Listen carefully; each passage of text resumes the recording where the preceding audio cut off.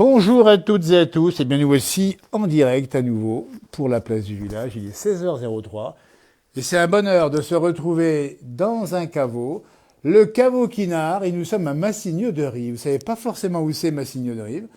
Eh bien, nous sommes dans le département de l'Ain avec la famille Quinard qui nous reçoit. Le patriarche, c'est Maurice, il y a les enfants, Julien, Sébastien, il y a aussi Jacqueline qui vient des Pays-Bas, on en parlera dans un instant. Maurice, il faut nous dire ici, on est dans les vins du Bugey, on est bien d'accord. Les vins du Bugey. Et les vins du Bugey, il faut dire qu'ils ont beaucoup progressé en peu de temps finalement, ces vins du Bugey. Ils ont progressé, hein. Oui, oui, ils ont progressé depuis les années 70 quand Voilà, même. une quarantaine d'années, cinquantaine d'années, hein, on est d'accord. Une bonne cinquantaine d'années. Voilà. Oui, il y a eu une belle évolution. Bien sûr. Il y a eu un développement qui a été maîtrisé. Il ne s'est pas fait n'importe quoi. Voilà. Aujourd'hui, Ouais. le vignoble du Bugey, 20% de sa surface est en vin bio.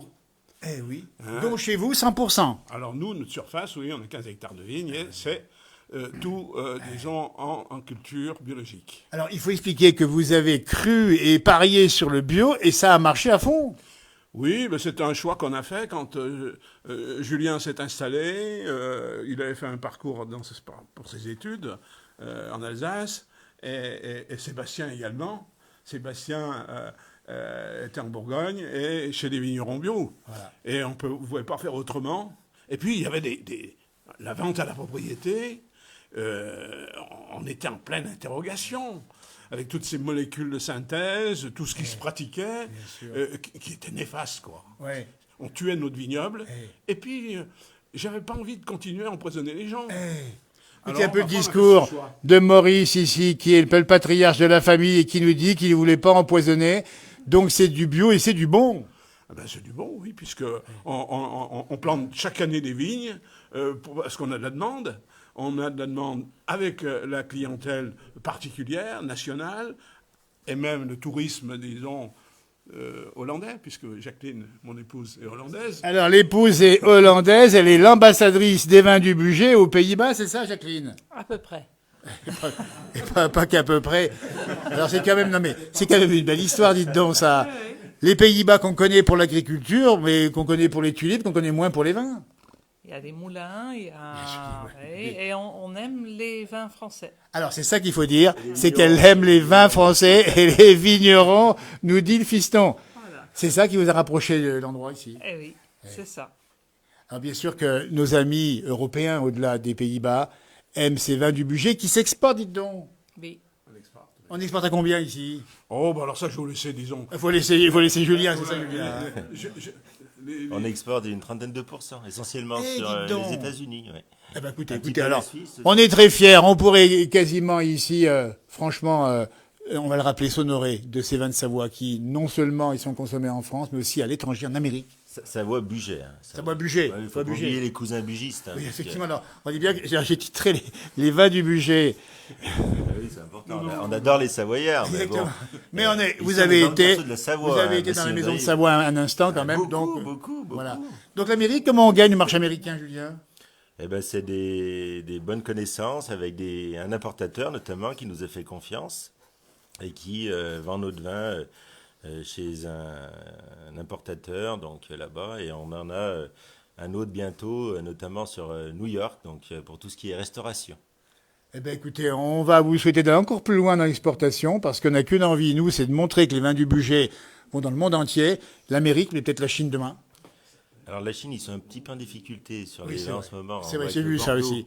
si on J'ai arrache un j'ai peu bien de compris, Bordeaux, j'ai bien c'est compris. qu'il y a Donc, quelques- restez sur l'Amérique, hein, surtout.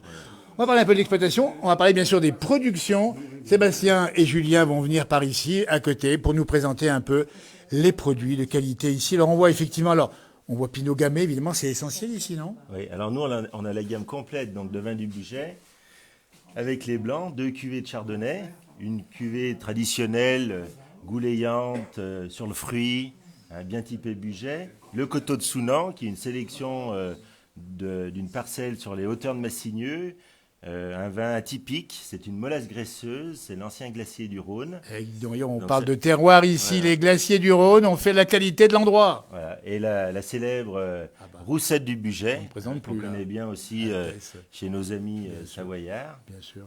Voilà. Alors si je descends juste en dessous, alors la mondeuse Les évidemment. rouges, Bah, les rouges. la mondeuse qui est typique de notre région. Le pinot, Ah, mais Pinot nos aussi. amis bourguignons aussi. Bah, bien sûr, bien sûr. Tout à l'heure, on a dit qu'on était en Eh stage bien, on a avec compris qu'ils ont Sébastien. fait leurs écoles, enfin en dehors, ils ont fait ici bien sûr, mais surtout du côté de Beaune, c'est ça, Julien? Oui, oui, de Beaune et puis moi un peu du Beaujolais aussi. Et du Beaujolais. Voilà, avec. Alors quel coin du Beaujolais? J'étais vers Davaillé. Très bien. Le lycée agricole de Davaillé, qu'on connaît par ailleurs. Donc là, ensuite, on est sur le Pinot, le Gamay, évidemment, on l'a Gamay. montré. Voilà. Le rosé gamay. Alors, aussi. le rosé Gamay. Alors, le rosé, donc il faut nous expliquer que, bon, ça monte, mais c'est pas forcément votre spécialité.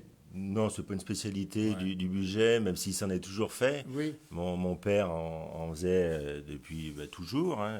Il s'en est toujours fait dans le budget, mais c'est des petites quantités. Bien sûr. On peut dire que c'est un produit de niche. Voilà, et puis tu me disais avant l'interview que finalement, il faut faire ce qu'on sait faire et que chez vous, c'est plus le rouge, le blanc que le rosé. Voilà. Et puis les méthodes traditionnelles aussi. Alors, peut-être, hein. traditionnel, on va les Bon, montrer il y a ici. Une belle expérience. Alors, ça, c'est important. Des méthodes traditionnelles. Donc, c'est la méthode champenoise. Exactement. Donc, on a plusieurs cuvées. Ah, voilà, on va montrer, c'est celle-là. Hein. Voilà, le budget brut. Voilà, le budget brut. Millésime 2020. Un assemblage de Molette et de Chardonnay.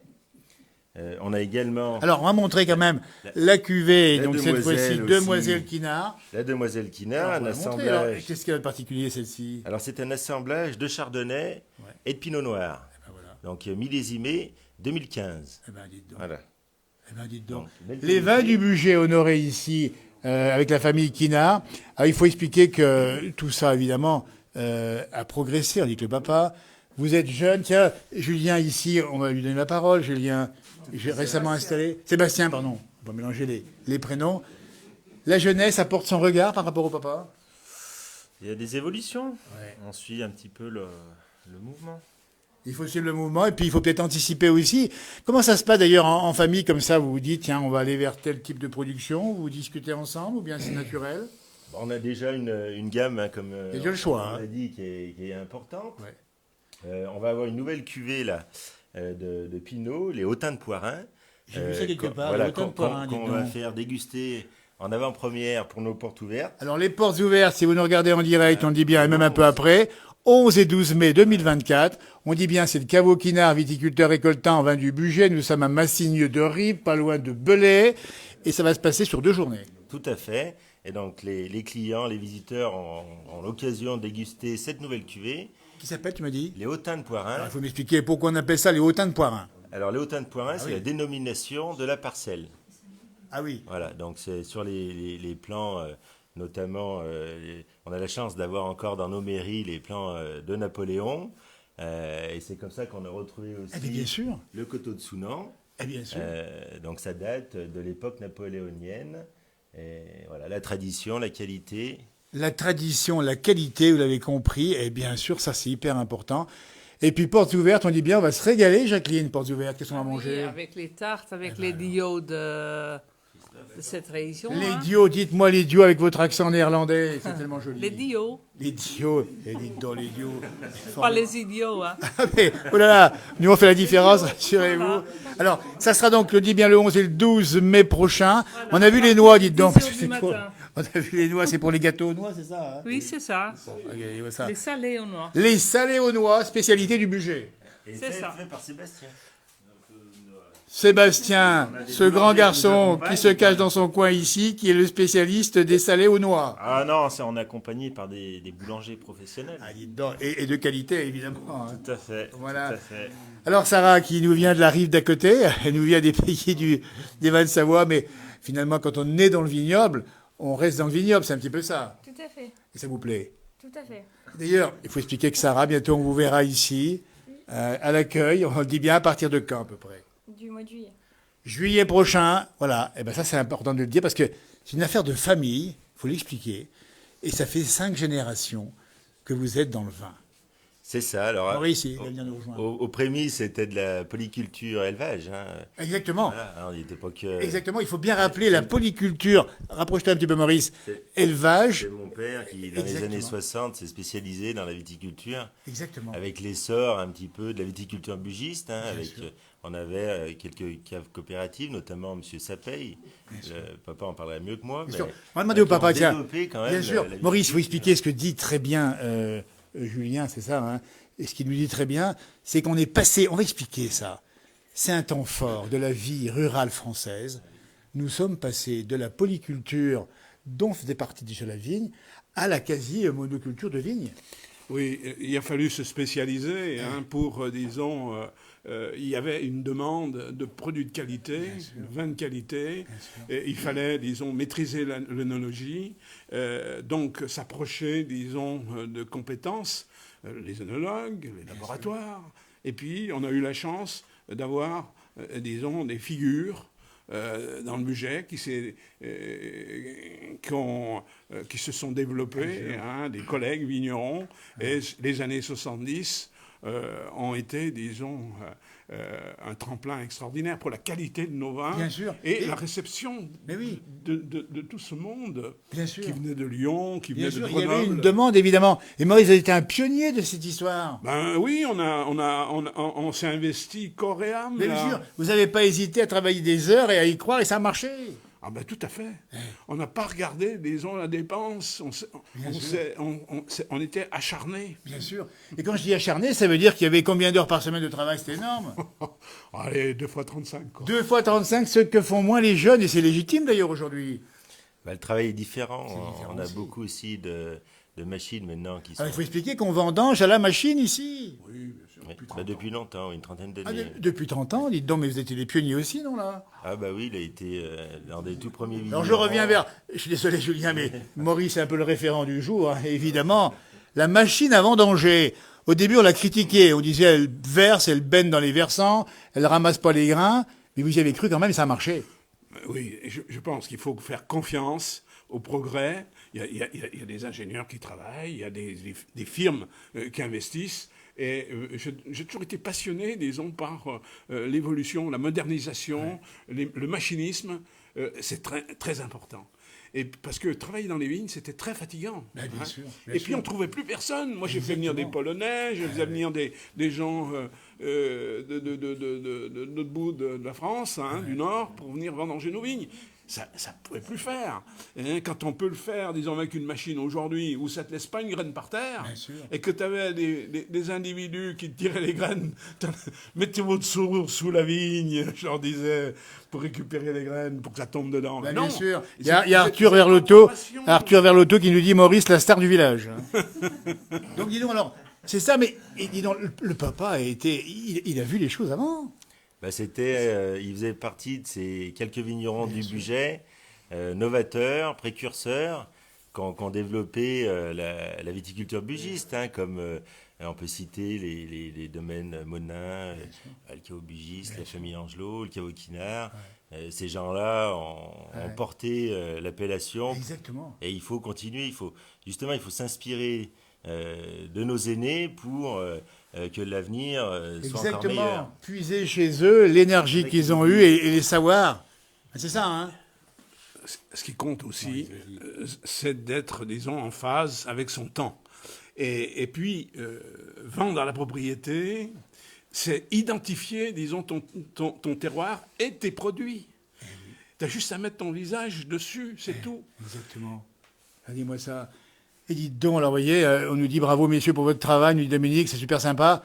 Et la tapisserie copie de Busson ici, dites donc, qui retrace le travail, j'allais dire ancestral des vendanges. Scène de vendange. Bah oui. On voit le seigneur, Attends, bouge pas, je viens de montrer le Seigneur ici. le seigneur ici, sa dame, et puis voilà Le foulage. le foulage, la cueillette. Et puis comme me faisait remarquer, avec un petit peu de malice, notre ami Maurice, c'était des chats bio à l'époque, hein, parce qu'il y avait des fleurs partout. Ah ben, c'était des champs fleuris. Aujourd'hui, il n'y a plus d'abeilles, il n'y a plus rien. On a tout détruit. Il faut, disons, prendre conscience c'est un cataclysme. Il faut que, disons, il faut qu'il y ait des réformes de fait, même pour les collectivités qui tombent. Ils ont déjà tendu 4 fois le stade du Donc village. faut pas il y a tondre personne trop. dessus. Faut pas tondre trop. Bravo pour ton Il faut qu'il y ait modernisme. des fleurs. Alors, on va parler, parce qu'on va expliquer la différence entre le vin bio et le vin, on dit normal. Les contraintes en plus, c'est quoi? Bah, la particularité du vin bio, c'est qu'il n'y a plus d'intrants chimiques. Exactement. Tout ce qui est produits de synthèse, insecticides, acaricides, désherbants. Tout ça est interdit dans la culture biologique. Et on laisse pousser un peu l'herbe sur le sol.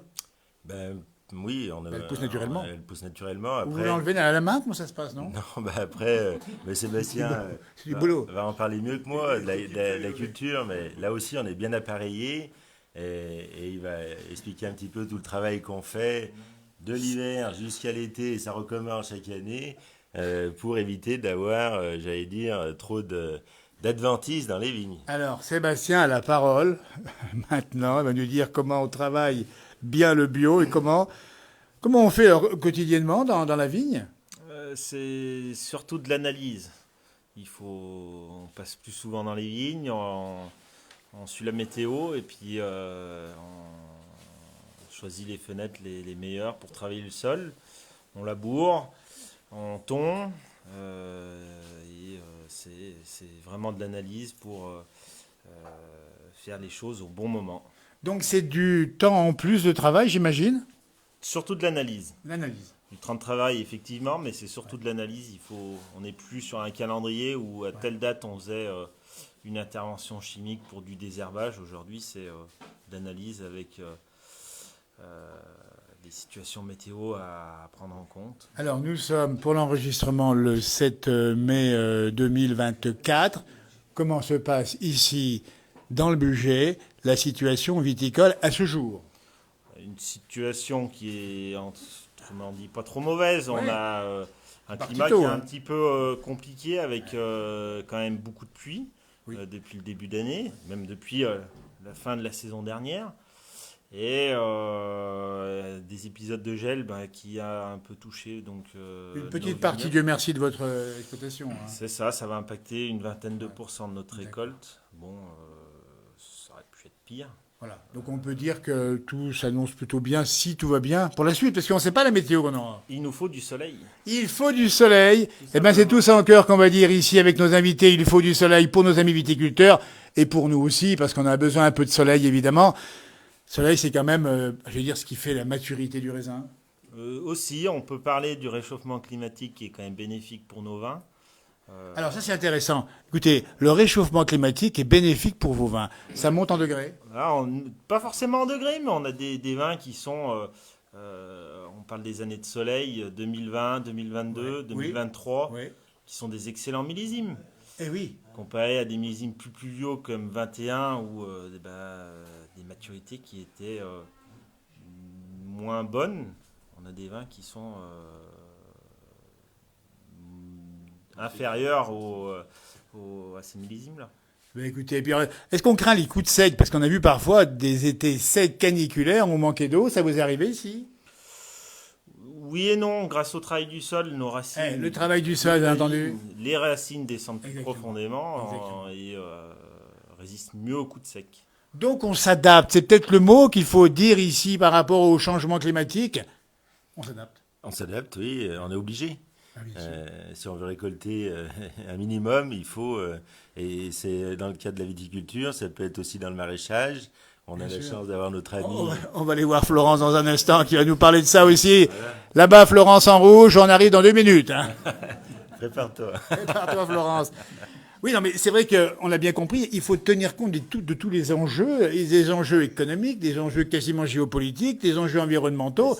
Vous êtes au cœur de tout ça. C'est ce qui fait la richesse et la difficulté du monde agricole. Exactement. C'est Et- qu'on est tributaire de beaucoup de choses et on aide de la production jusqu'à la vente pour beaucoup d'entre nous. Et voilà, c'est pas évident. Et Julien est secrétaire général de la Chambre d'agriculture de l'Ain, s'il vous plaît.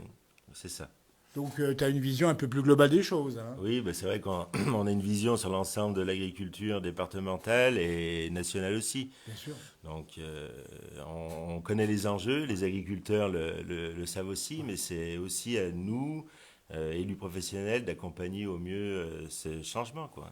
Alors, on va quand même lui demander, ce jeune homme, ce bilan après les émeutes, pas les émeutes, la crise agricole, n'exagérons rien quand même si le monde viticole, on l'a vu, mais c'était un petit peu différent. On en est où aujourd'hui? Satisfait ou pas? Ou remboursé du gouvernement? Ben, je dirais qu'on reste un petit peu sur notre faim. Ah. On attendait beaucoup. Ouais. Les attentes sont importantes, notamment au niveau des simplifications administratives. tout ce qui nous organise aussi, qui est très lourd maintenant. On peut le voir dans nos exploitations où maintenant il nous faut pratiquement une personne pour faire tout ce travail administratif, de contrôle aussi, qui est parfois nécessaire. On l'oublie un petit peu, mais on est quand même dans des appellations d'origine qui sont contrôlées, qui ont été faits par nos pères. Il faut les défendre. On n'est pas contre les contrôles, mais quand il y a une surcharge, ça commence à faire un petit peu beaucoup. Et là, on voit qu'à part sur quelques réformettes, le compte n'y est pas. Personnellement, il faudrait une refonte de l'ensemble, j'allais dire, de l'administration française, qui est un peu trop conséquente. Voilà. Et si on veut réformer l'État, ça passe par des grosses réformes. Et bon, ça ne sera pas fait... C'est du temps long, les réformes. Monsieur Fesneau vous aura entendu, Monsieur Attal et Macron aussi, j'imagine. On va demander à Jacqueline quand même sur le regard qu'elle porte sur ces viticulteurs du budget, elle qui nous vient du plat pays, là-bas, du côté des Pays-Bas. Oui, mais il faudrait... Ils sont passionnés, ces gens. Ah oui, on a beaucoup de clientèle d'Hollande, l'été. Bien sûr. Ouais. Bien sûr. Beaucoup Le regard que vous portez sur les travailleurs, enfin les viticulteurs du coin, les vignerons, ils sont... Très courageux. Ah, voilà. Ouais. Voilà. Je les admire.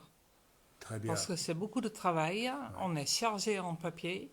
Ouais. Et on voudrait bien passer un peu à main de papier qu'on puisse faire autre chose, quoi. Donc moins de papier en France, elle nous dit depuis les Pays-Bas, et puis dites bien à vos camarades des Pays-Bas d'acheter encore plus de main du budget. Hein. Ça, oui. Et ça, vous êtes une bonne ambassadrice, j'ai l'impression. Bien commencer à le vendre. Hein. Oui, on va essayer de continuer comme ça, quand même. Il faut qu'on avance. Bien sûr, il faut avancer. La moitié des bouteilles sont vendues ici même, Julien. Oui, c'est ce qui fait notre force aussi. Ah oui. Et c'est un vrai choix de notre part d'ancrer la clientèle locale. Absolument. Parce que c'est le plus important. On parlait tout à l'heure de l'export, c'est très bien. L'essentiel est quand même là. Il y a un développement important, mais il ne faut jamais oublier notre clientèle locale. On va s'adresser à elle. Ça a été le cas pendant le Covid. Bien sûr, oui. Où on était bien content qu'ils soient là. Bien sûr. Et c'est des clients fidèles. Et on sait que chaque année, on a une masse de vin qui est vendue. Et ça, il faut quand même le dire et remercier nos clients locaux. C'est une vraie tradition aussi bugiste, il faut le dire. Exactement. On n'a jamais oublié notre clientèle particulière dans le budget. Et ça, il faut le faire perdurer. Et les Savoyards voisins qui aiment bien votre vin aussi. Hein. On a de nombreux Savoyards aussi qui des fois font un petit peu de délicatesse à leurs vignerons pour venir chez nous. Mais voilà, ça reste dans la famille. Vous avez vu, il n'y a pas vraiment de rivalité entre non, aucune rivalité. Le bio est différent et ça vous permet. Qui nous a amené beaucoup de clients. Ouais. 100% bio, la moitié des bouteilles vendues ici. On rappelle une production annuelle de quoi, de 70 000 bouteilles? Environ 70 000, 80 000. Voilà. Avec quel Dame plat? Nature est généreuse. Dame Nature est généreuse, mais faut-il encore que les hommes et les femmes travaillent bien cette nature? Et vous savez y faire. On essaye de faire le maximum. On sent que vous savez y faire.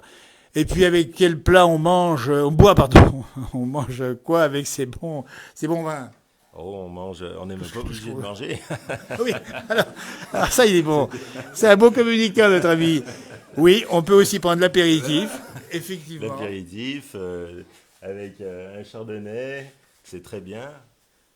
On peut même prendre, j'allais dire, avec un dessert. Je me souviens de mon père qui nous racontait, il aime bien raconter l'histoire d'un grand chef parisien qui lui avait fait goûter un fondant au chocolat, je crois, avec une mondeuse.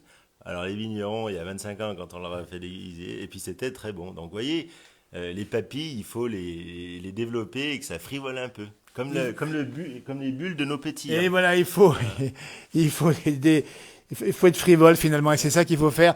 Et puis le fromage également, les vins, les poissons dans la région, tout ça, ça se marie bien avec le vin. Eh ben, on a les fromages avec les bons fromages.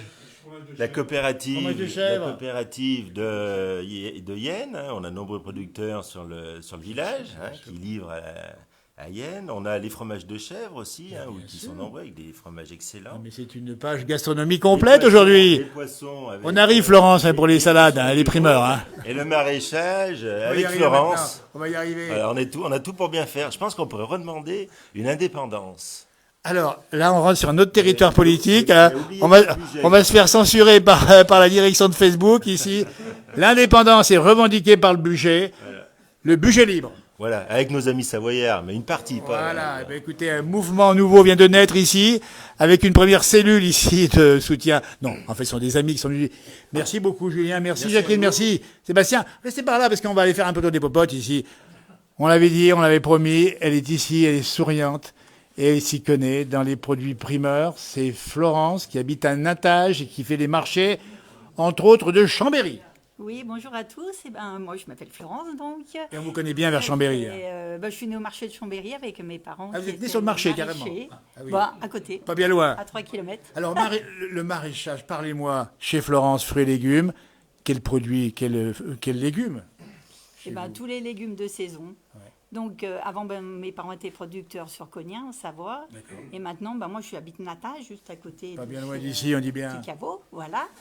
Et donc, on fait pousser des petites salades, on fait pousser plein de choses. Mais entre autres, j'ai aussi une exploitation dans le sud, À quel endroit à côté de Bolène. Dites donc, vous avez donc des productions plus méditerranéennes et d'autres plus savoyardes, c'est ça? Ben oui, parce qu'avec le réchauffement climatique, on est obligé un petit peu d'anticiper. Le réchauffement climatique, elle va peut-être nous dire que demain, on va peut-être produire du romarin et des produits de la campagne provençale ici? Oui, ou peut-être même en Bretagne. Même en Bretagne. Mais c'est ça, et là encore, il faut s'adapter. Voilà, il faut s'adapter. Alors, c'est vrai que la culture, c'est peut-être autre chose que le vin, c'est très compliqué. Ah oui, oui. Hein. Donc, il y a la grêle déjà. Alors oui, c'est Il y le a la risque. pluie. Il y a la pluie. Parce que là, nos producteurs, Dromardèche, Vaucluse, eh ben, ils sont dans l'eau. Il Ils y a ont les beaucoup d'eau patates dans cette année. l'eau, Ah bah ils oui. ont D'accord. les haricots dans l'eau, ils ont tout dans l'eau. Donc, voilà, c'est plus compliqué qu'avant. Et quoi. vous privilégiez les circuits courts également, vous? Alors voilà, moi je privilégie surtout les circuits Ah oui. courts, parce que pour valoriser justement ces Bien sûr. producteurs, parce que j'y tiens vraiment. Bien sûr. Parce que sans les producteurs et sans les maraîchers, il n'y a pas de restaurateur, Exactement. il n'y a rien du tout, quoi. Exactement. On peut pas, va saluer tous les maraîchers de France au travers de Florence ici.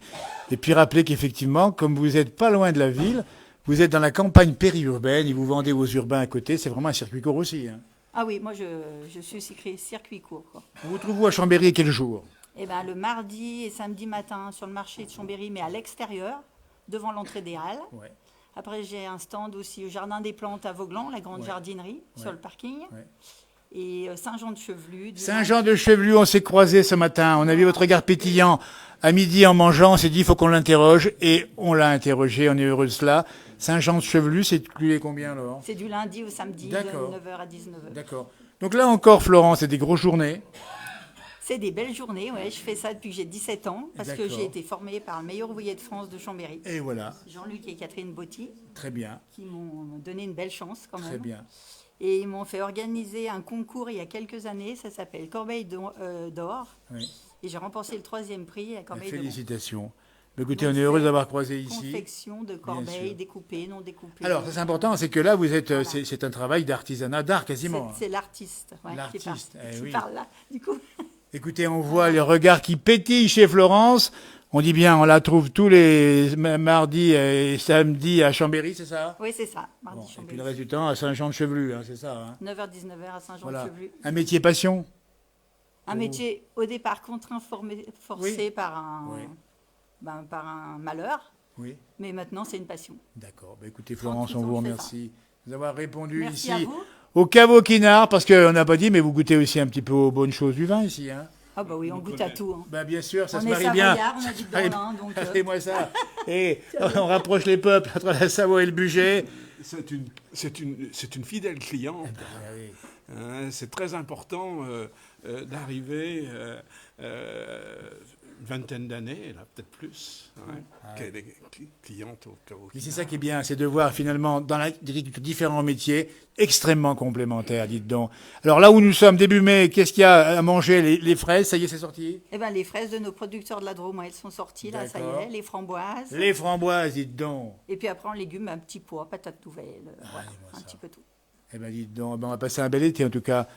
Merci beaucoup Florence. On va continuer à tourner les popotes ici au caveau Quinard.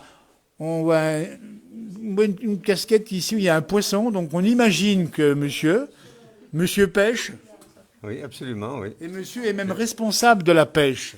Oui, je suis vice-trésorier de l'OPPMA du Bas-Bugey. Dites donc, alors voilà, puisqu'on parle de vin et qu'on parle de poisson, ça va ensemble. Hein, Maurice, on est bien d'accord. Donc, là aussi, vous consommez un peu des produits équinards. Bien sûr, avec nos poissons, on boit. Ah oui. Bien sûr. Il y a de très bons vins qui s'accompagnent avec les poissons. Alors, parlez-moi des poissons. Parce qu'on a envie de savoir, nous, ce qu'on trouve comme poisson ici dans la région. Ben, ici, la région a été.